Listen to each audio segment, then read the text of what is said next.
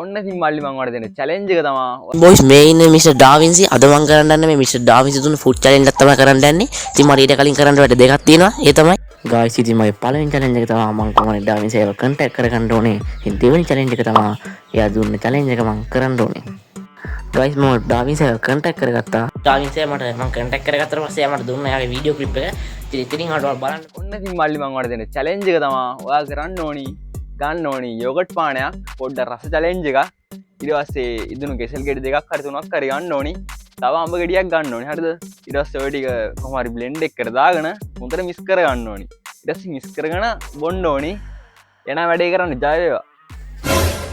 let's go guys මෙතන තියෙනවා අපිට ඩාවින්සි ගන්න එක යෝගට් පානයක්. තව එතන තියෙනවා කේල් ගෙඩියක්. තව අඹ කෑල්ලක් දාගන්න කිව්වා. ඒකත් දාලා අපිට අක්කන් මික්ස් කරගමු.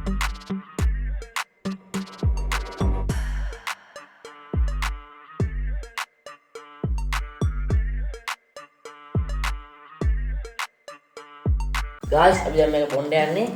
බොන්න යන්නේ තියෙනවා. දැන් බොන්න.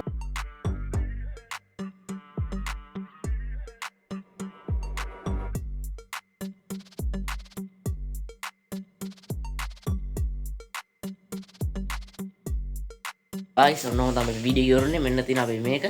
අපි වීඩියෝ වල අපි ඩාවින්සි කියපු විදිහටම කරා වීඩියෝ එක. එහෙනම් අලුත් වීඩියෝ එකක් සෙට් වෙමු.